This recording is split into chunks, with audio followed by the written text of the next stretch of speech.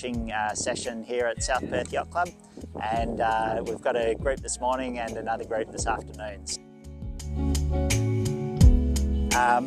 I have it so that I leave the front one in the same place the whole time and just move the back one.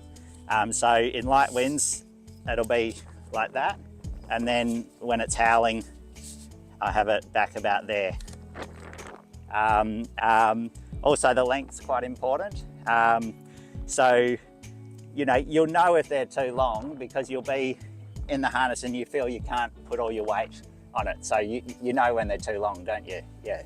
So if that's the case, yeah, you've got to shorten it a bit, but until you get to that point, probably good to have them as long as possible, just to get your weight out as far as possible.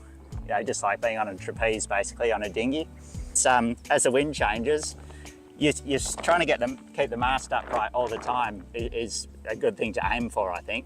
So in light winds, you end up with the mast to leeward, whether you like it or not. Okay, so in that case, you're trying to keep the rig really close to you, just trying to keep the mast upright. And then in strong winds, you haven't got enough leverage to keep the mast upright. You'd like to, but you can't. So you end up pulling it over to windward, so there's less power in it, so you can actually hold it. And in that case, you'll see that the boom comes closer to your harness hook. So you have to have shorter harness lines then. So when it's really windy, if you look behind someone, you'll see how far their rigs lean to windward. And that's when you need shorter harness lines, just because yeah, the boom's coming closer to you because your feet are out. But you're still aiming to, you know, try and keep the mast as upright as possible. The draft moves a lot on these sails. The RSX we used to leave at harness lines in exactly the same position, and the rig would twist off and it would just stay in exactly the same position in 30 knots. So it was amazing. Whereas these in 30 knots, the draft's way back here. So you've got to move your harness lines back, and then you'll find that yeah, so it's quite unstable then because the draft's way back and you're way back. But yeah, the mast can easily, you know, slam you to windward because you're now, it's all unstable now, isn't it? Because you're way back, and it's hard to control what the mast does from way back here.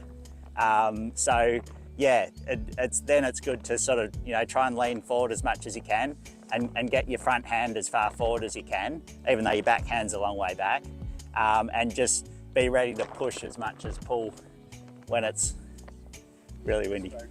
But yeah, really good if you haven't already got adjustable harness lines. They'll help your sailing a lot, I think, because you can just adjust them until you get a length that's comfortable for you, rather than just sailing with something that's uncomfortable all the time. So yeah, so that's worth doing, I think. And tie a knot in them. Some people don't tie a knot in the end, and it can just go straight through. But yeah, if you tie one knot, it'll stop it going through, and if you tie 2 knots, then it's easier to grab when it's at the end. Then you just grab the other knot.